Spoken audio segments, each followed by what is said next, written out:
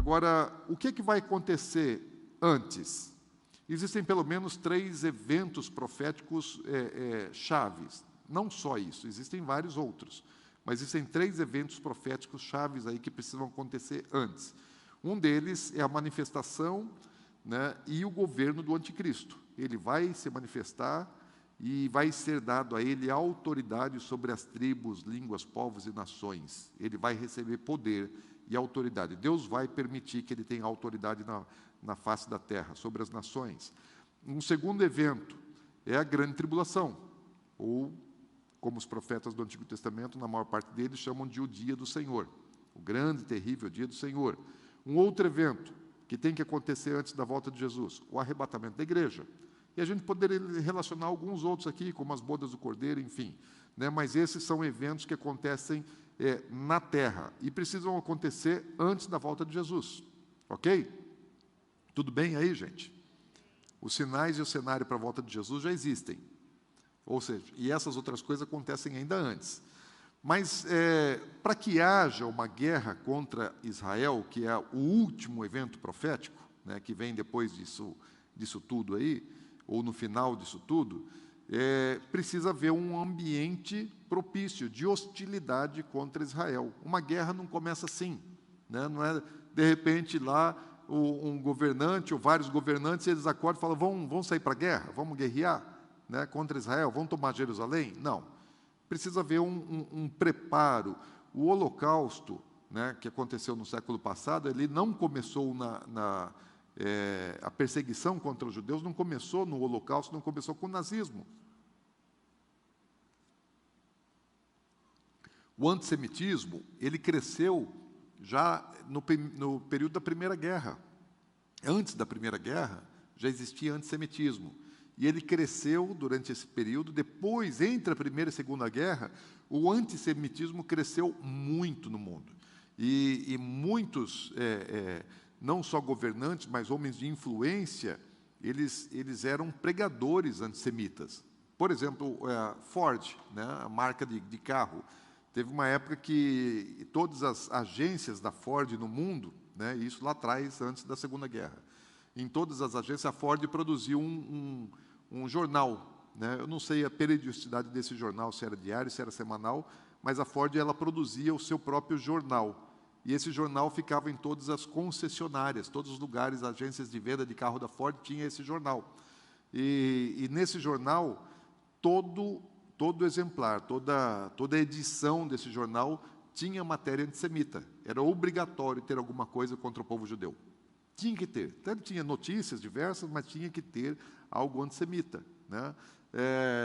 E muitos outros, né? Muitas outras empresas, muitas outras organizações, elas foram antissemitas antes do nazismo, antes de Hitler.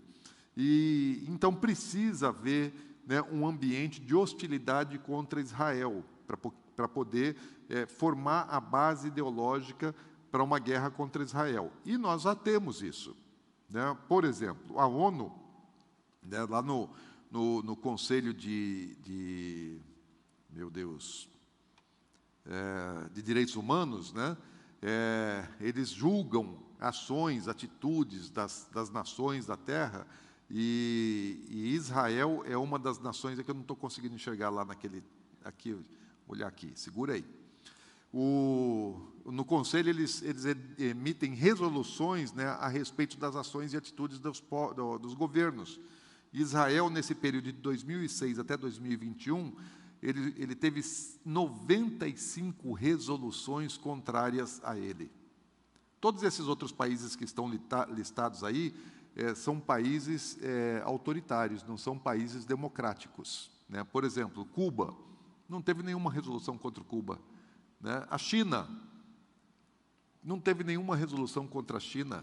A Somália, que vive em guerra civil, não teve nenhuma resolução contra a Somália, né? A Venezuela teve 2, né? O Irã teve 11, e muitos países, a Síria, que já está nesse período todo aí em guerra civil, e o Bashar al-Assad já matou milhões de compatriotas nesse período, teve 36 resoluções aprovadas contra ele. E Israel, que é o único país democrático, né, de toda a região, teve 95 resoluções. Ou seja, a ONU ela é uma organização completamente antissemita e ela trabalha contra Israel.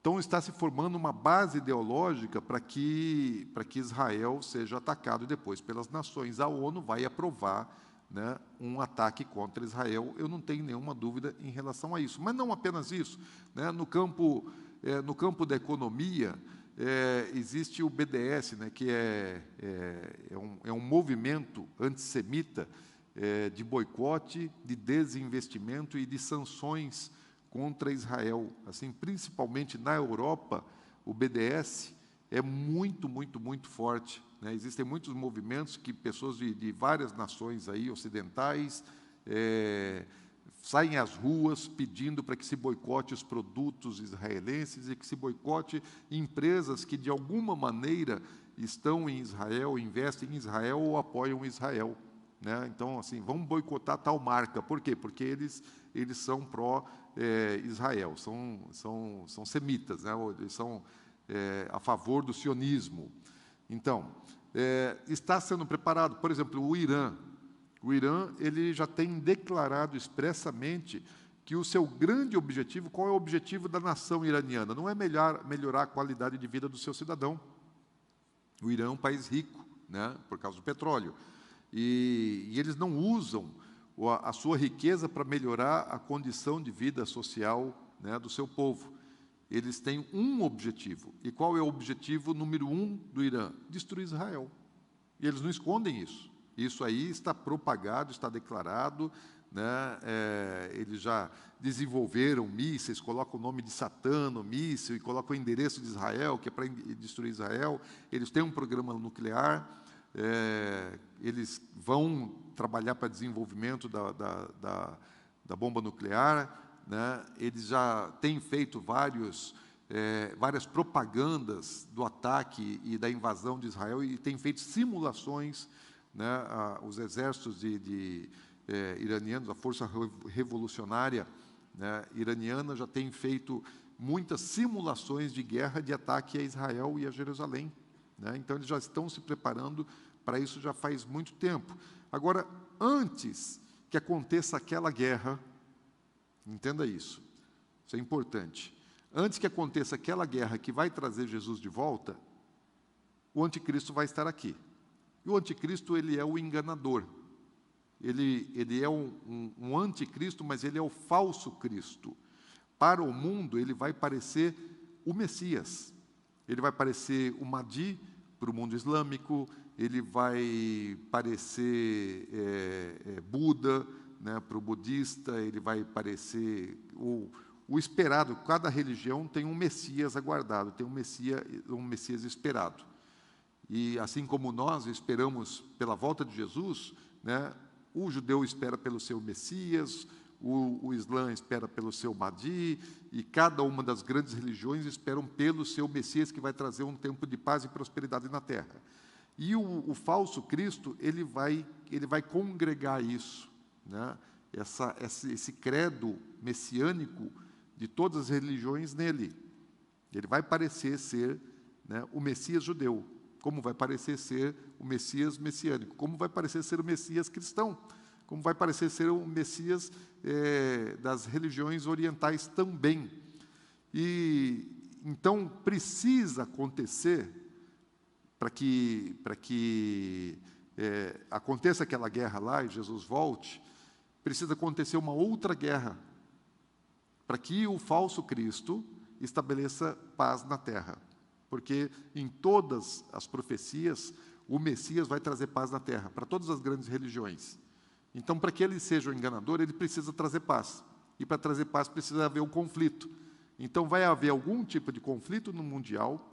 Aliás, nós já estamos vivendo uns dias agora que a gente não sabe no que vai virar, né? Tem lá o problema com a Ucrânia e a Rússia. Segundo o presidente americano, o Putin já tomou a decisão de invadir a Ucrânia, e se isso acontecer, o primeiro país que vai sofrer com a falta de abastecimento de gás é a Alemanha. A Alemanha não tem gás, ainda está no inverno, né? Não depende de gás só para aquecimento, mas depende para a indústria, para todas as coisas, é uma fonte de energia fundamental para toda a Europa, é gás, né, e a Ucrânia é o grande fornecedor de gás para grande parte da Europa, e a Alemanha, quase a totalidade do gás alemão vem da Ucrânia. Então, assim, vai ser um caos e a gente não sabe o que vai acontecer. Pode se tornar uma guerra de âmbito mundial? Pode. Podemos ter? Podemos ter, né? Segundo o Biden, né, o presidente americano, o Putin já está decidido e ele vai invadir a Ucrânia. Só não se sabe o momento exato. A própria Ucrânia já está bombardeando seus concidadãos do leste, né? Existem algumas cidades bem no leste ucraniano que se sentem muito mais russos, aliás, eles são russos, né, de origem, eles se sentem muito mais russos do que ucranianos, e são rebeldes contra o governo ucraniano. Eles gostariam que a Ucrânia voltasse a fazer parte da Rússia, né? A antiga União Soviética fazia parte, então, de ser incorporado novamente pela Rússia. Então, tem muito russo, né, de sangue que mora na Ucrânia e é muito mais simpatizante do governo de Moscou, né, do que da própria Ucrânia. E muitos já estão fugindo para a Rússia e estão sendo bombardeados. Só que a mídia tradicional não está mostrando muito disso. Então, alguns canais de notícia, os canais de notícia russos estão mostrando, né? O RT, o Sputnik, esses estão falando a respeito disso. Até porque isso daria mais motivo para a Rússia atacar a Ucrânia, né? Porque são seus cidadãos russos ucranianos que estão sendo atacados. Bom, mas se esse negócio virar, a gente não sabe aonde vai parar. Mas o falso Cristo ele vai trazer paz. E para trazer paz, precisa ter guerra, precisa ter conflito. Estão comigo, gente? Ok? Aí Daniel fala assim, olha... Não, eu não coloquei aí. Não coloquei. Mas Daniel ele fala assim, ele fará firme aliança com muitos por uma semana profética, 7 anos. Na metade dessa semana, fará cessar o sacrifício. Nós vimos isso, né? O sacrifício de ofertas, manjares, sobre as asas da abominação virá o assolador, até que a destruição que está determinada se derrame sobre ele, que é a volta de Jesus, que vai derrotar o falso Cristo, né, e o falso profeta. Então, nesse período de 7 anos, ele vai estar no comando. Primeiro, paz. Depois, problema. Agora, o que vai acontecer nesse tempo, dessa semana que ele vai fazer aliança com muitos? Vai estar acontecendo aquele período que nós conhecemos como uma grande tribulação, que os profetas do Antigo Testamento mais chamam de o grande e terrível dia do Senhor. E os profetas dizem assim, olha só alguns aqui, né? Não são todos, existem mais textos. Mas Sofonias ele fala, o dia do Senhor é amargo. Daniel fala que será um tempo de angústia, qual nunca houve desde que houve nação sobre a terra. Isaías diz, o Senhor vai devastar e desolar a terra. Amós diz, o dia do Senhor é trevas e não luz. Joel diz, que dia, porque o dia do Senhor está perto e vem como assolação do Todo-Poderoso. E ele ainda fala o grande e terrível dia do Senhor, lá no capítulo 2, né, chama isso. Então, os profetas eles mostram assim, é um tempo terrível, não será um tempo bom, será um tempo muito complicado. Jesus também falou a respeito disso.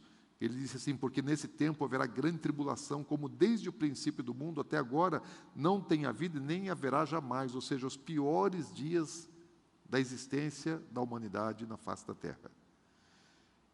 Pedro, na segunda carta dele, no capítulo 3, ele fala assim, virá, entretanto, como ladrão o dia do Senhor, no qual os céus passarão com estrepitoso estrondo, e os elementos se desfarão abrasados. Vai pegar fogo para tudo quanto é lado. Também a terra e as obras que nela existem serão atingidas, abaladas. Então, assim, é o pior tempo, acontece antes da volta de Jesus. E o que é isso, né? Isso é um tempo de juízo de Deus sobre a terra por causa do pecado do homem. Para você saber um pouco mais sobre isso, a gente poderia falar aqui dos selos, né, das trombetas e das taças, mas isso está numa mensagem, né, que são os 3 grandes juízos de Deus que virá sobre a terra. Os 7 selos, está lá em Apocalipse 6, as 7 trombetas no Apocalipse 8 e 9, e as 7 taças em Apocalipse 16, tem uma mensagem nossa que está aí no YouTube, né, você consegue ver lá no canal Atos de Justiça, esse canal aqui da internet, que os irmãos estão acompanhando também, tem uma mensagem lá sobre a grande tribulação. Então, se procurar, né, Atos de Justiça, a grande tribulação, vai achar esse link aí. É uma mensagem que já tem uns 6 meses atrás, mais ou menos, que a gente ministrou aqui. E nessa mensagem ela está bem ilustrada, tem vários slides também, né? Não vou repetir a mensagem, até porque é um assunto longo, né? Um assunto extenso. Apocalipse fala muito, são 4 capítulos de Apocalipse, com muita riqueza de detalhes, fora as informações que tem nos evangelhos, nas epístolas e nos profetas. Agora, o outro evento que eu mencionei, falei assim, tem que vir o anticristo, ele vai ser enganador, né? Ele vai fazer acordo, uma aliança com muitos, vai ser um período da grande tribulação, e um outro evento é o arrebatamento da igreja. Tem que acontecer, né?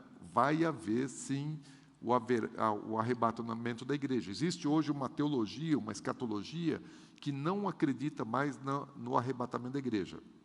Eu vou dizer que essa escatologia ela é falsa e antibíblica. Deixa eu explicar. Mas, primeiro, assim, não posso descartar nenhum texto da Bíblia, né? E Paulo fala claramente, lá em 1 Tessalonicenses 4,16, fala, depois nós, os vivos, os que ficarmos, seremos arrebatados juntamente com eles entre nuvens, para o encontro do Senhor nos ares, e assim estaremos para sempre com o Senhor. Ou seja, o encontro não é na terra.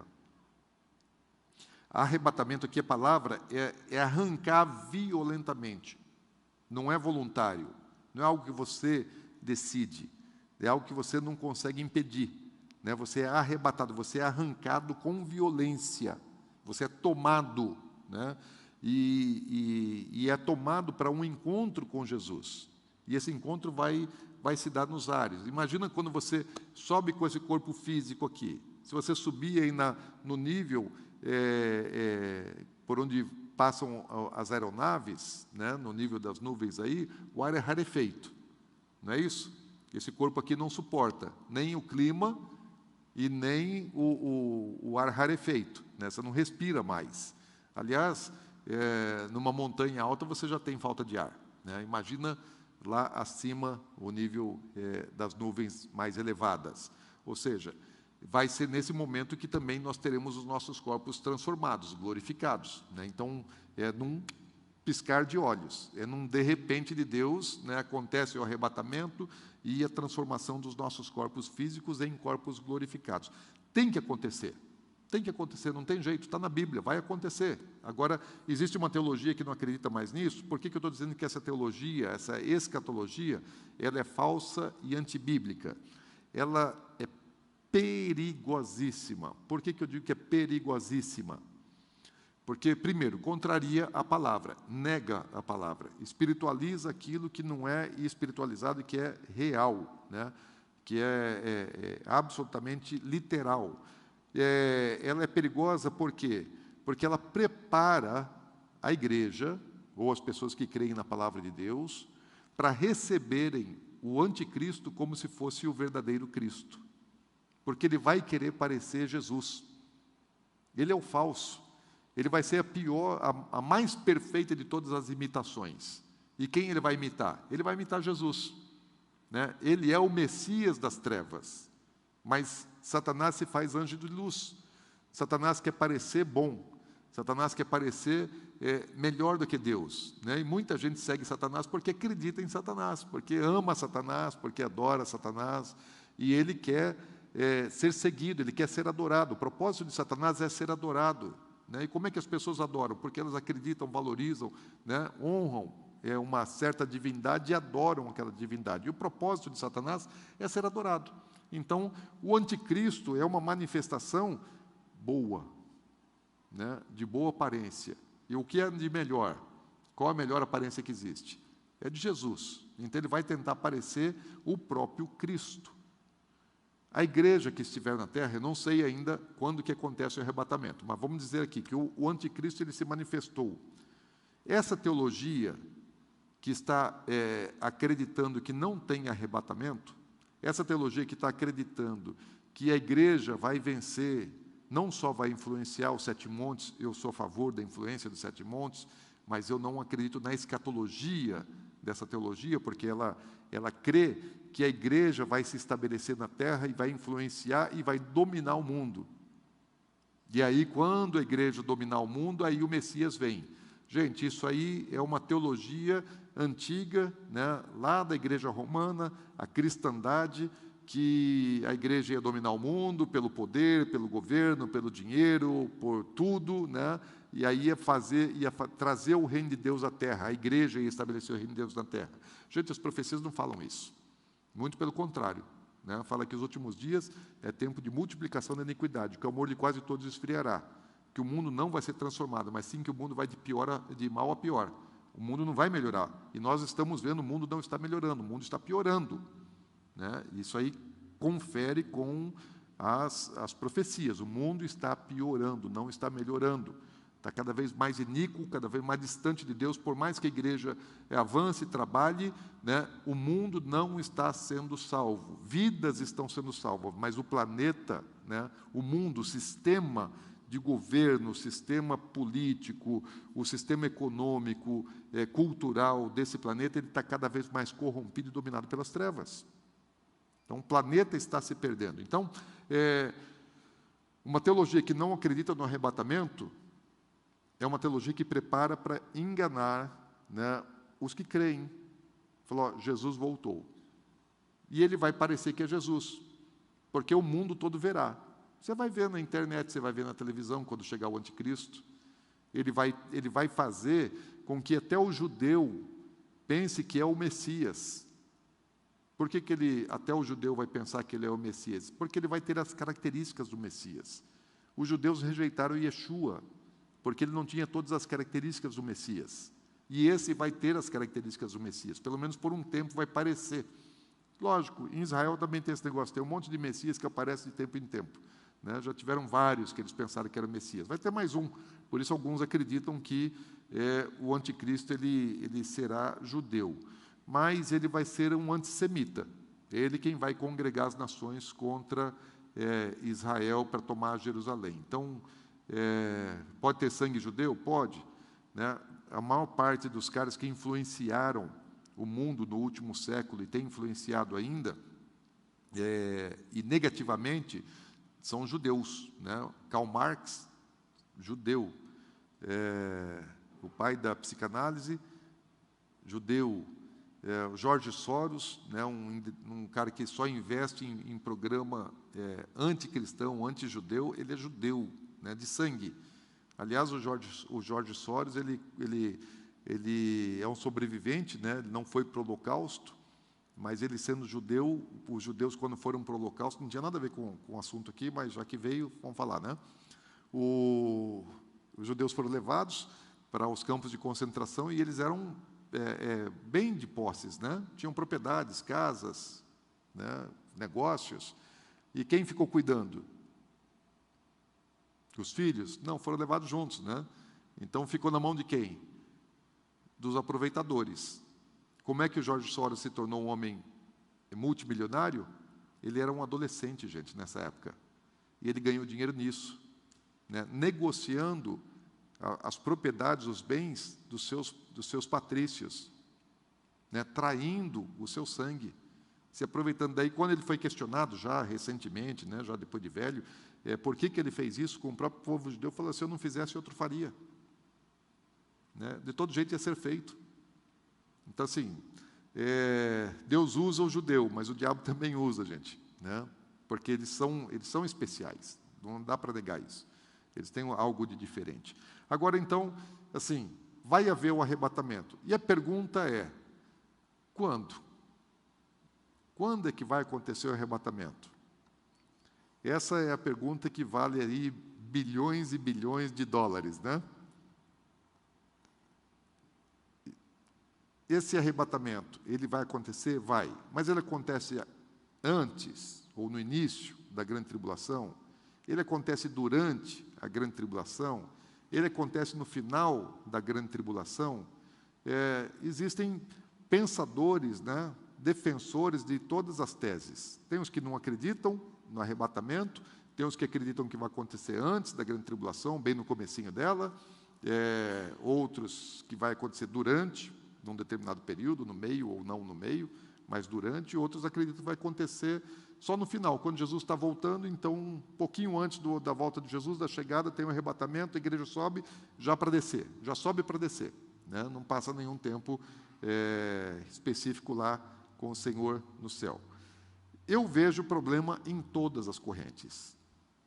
Existem textos bíblicos, né, que são difíceis para as correntes explicarem. Existem textos que são complicados para o pré-tribulacionista, existem textos que são complicados para o pós-tribulacionista, existem textos que são complicados para o mesotribulacionista.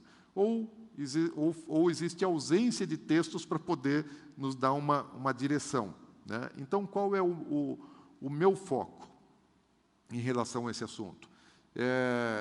Eu não tenho uma posição definida. E vou explicar por que eu não tenho posição definida. Porque aquilo que a Bíblia não diz com clareza, eu não posso afirmar com certeza. Existe controvérsia nesse universo? Sim. Existem pessoas sinceras defendendo uma posição ou a outra? Sim. Pessoas absolutamente santas, crentes de verdade. Agora, existe um monte de gente que só quer ocupar espaço, publicidade, mídia, e parecer dono da verdade. É o que mais existe. Gente soberba, arrogante, né, querendo ter uma resposta assim, é isso e tal, ele é o dono da revelação, né? É o que mais existe, é isso. Mas eu acho assim uma posição muitíssimo perigosa, porque se esse negócio tivesse, se Deus tivesse deixado esse assunto claro, não seria um assunto de tanta divergência de opiniões de pessoas boas, né, de homens sinceros, tementes a Deus.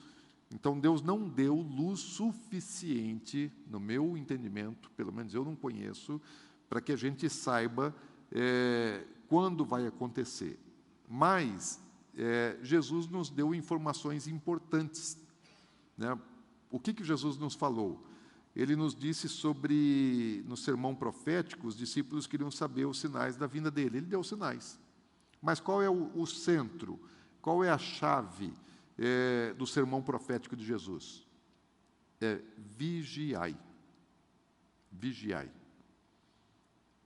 Ele falou um monte de coisas que iria acontecer, mas ele deu uma chave.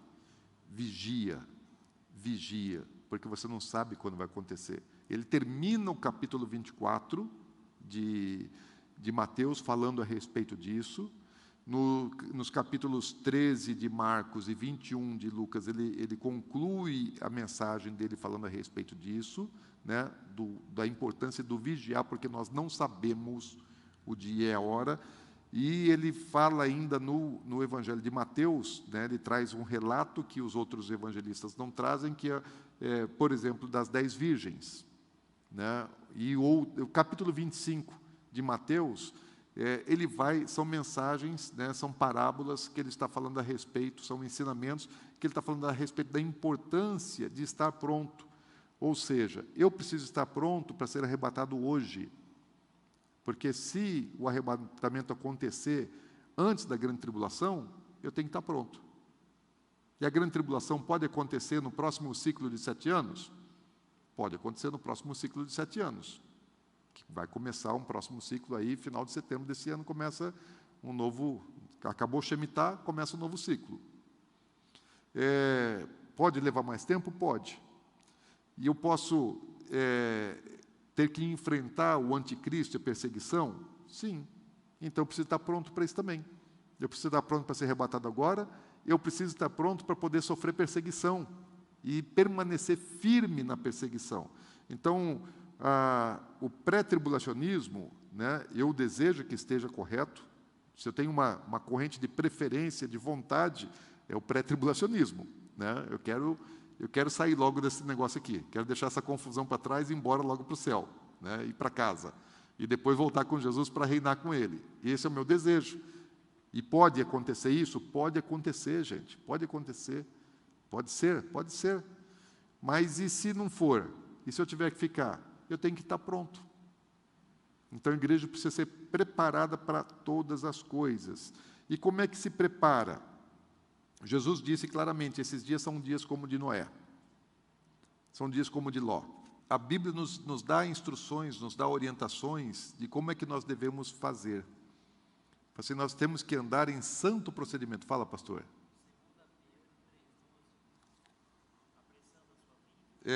Mas tem uma coisa que ele fala antes disso. Tem uma coisa que ele fala, acho que no capítulo 2. Aqui ele fala assim sobre as coisas que vão acontecer, né? Mas o que eu preciso fazer? Eu preciso estar pronto, preparado. Está aqui. Achei aqui no capítulo 2. Alguém vai dizer assim, a igreja não vai passar a grande tribulação. Por quê? Porque Deus não nos reservou para a ira. E eu concordo que Deus não nos reservou para a ira. Daí usam, às vezes, lá o capítulo 3, versículo 10 de Apocalipse, né, que Ele nos livrará, né, da hora da provação. Né? E aí, lá talvez um texto melhor do que isso seja lá em 2 Pedro 2, no versículo 8, fala assim, o Senhor sabe livrar da provação os piedosos e manter os injustos sobre castigo para o dia do juízo. Então, pode ser que a ira de Deus, né, a igreja já não mais esteja, porque está falando assim, Ele sabe livrar o justo e sabe punir, né, o injusto no dia da ira. Está falando aqui do tempo da grande tribulação. Mas a Bíblia também fala sobre perseguição, fala que a igreja vai ser perseguida. Daniel fala, Apocalipse fala, não diz que a igreja seria poupada daquela perseguição do anticristo, ao contrário, né? Nós seremos poupados do juízo de Deus, da ira de Deus, isso eu acredito. Mas da perseguição do anticristo, a Bíblia não diz que nós seremos poupados, ao contrário, diz que nós sofreríamos esse tipo de perseguição. Agora, colocar o arrebatamento dentro desse contexto é muito complicado. Né? E Jesus não quis dizer, Ele só mandou assim, fica pronto, fica preparado, né? Porque você não sabe o momento. Mas Ele também dá ideia aqui, fala, é como nos dias de Noé. E nos dias de Noé, o que o crente Noé fez? Ele edificou uma arca de salvação e pregou a justiça de Deus. Então, esse tem que ser o parâmetro para a gente. Tudo que nós construímos nessa época tem que ser por causa do propósito. Isso tem que ser para a vida de qualquer pessoa, em qualquer geração. Mas no tempo que nós estamos vivendo, o tempo profético, ou eu me alinho com isso, ou eu vou me dar mal. Amanhã não vou conseguir me preparar para o culto da manhã, mas para o da noite sim, né, falar um pouquinho sobre aproveitar esse ambiente escatológico, né, e falar sobre o risco que nós temos de ficar para trás. Né, como as 5 virgens tolas, que estavam sabendo que o noivo chega, que o noivo vem, mas não se prepararam. E aí, quando se pensa que está tudo bem, não está. Né, não está bom. Então, qual é o nosso papel? Observar os sinais, os cenários, conhecer as profecias e andar em santo procedimento. Jesus falou, quando vocês virem essas coisas acontecendo, exultai, erguei as vossas cabeças, porque a vossa redenção se aproxima. Algumas pessoas, no passado, tomaram decisões equivocadas por conta da escatologia. Por exemplo, lá em Tessalônica, muitos queriam parar de trabalhar. Paulo estava ensinando, né, Jesus volta logo, nós os que estivermos vivos. E aí muitos em Tessalônica não queriam mais trabalhar. E aí Paulo ele escreveu a carta aos Tessalonicenses e falou assim, olha, quem não trabalha, que não coma. Eu vou esperar Jesus, né? Vou pegar minha cuia de tereré, vou para a rede e esperar Jesus na rede com a cuia de tereré. Né? Não vou mais trabalhar. Não é isso que ele está dizendo. Você não tem que deixar de fazer aquilo que é necessário fazer nessa vida, mas você tem que fazer tudo com propósito, para a edificação do reino. Você não tem que parar de trabalhar, não tem que parar de estudar, não tem que deixar de casar, não tem que deixar de fazer filho, mas tudo que você faz tem que ter um propósito. Noé trabalhou, comeu, fez todas as coisas que ele precisava fazer para sobreviver, para a família dele sobreviver. Mas a edificação que ele estava fazendo era da arca, uma arca de salvação, né, de aliança de Deus para a salvação das pessoas. Então, o que é que nós, que vivemos nos dias como os dias de Noé, precisamos fazer? Deus está buscando os Noés. Deus está procurando Noé. Noé não tinha a semelhança do povo, ele não tomava a forma do mundo, ele não se conformava com o mundo dos seus dias. Antes, pelo contrário, ele sacrificou a sua vida, né, como está lá em Romanos 1, 12, né, versículos 1 e 2, ele deu a vida dele em sacrifício vivo, santo e agradável a Deus, para fazer a obra de Deus, para que ele pudesse conhecer e viver a boa, agradável e perfeita vontade de Deus. Então, não é tempo de a gente viver de maneira inútil. Não é tempo de a gente fazer coisas fúteis. É tempo de a gente fazer aquilo que vai dar fruto para a eternidade. Amém, gente?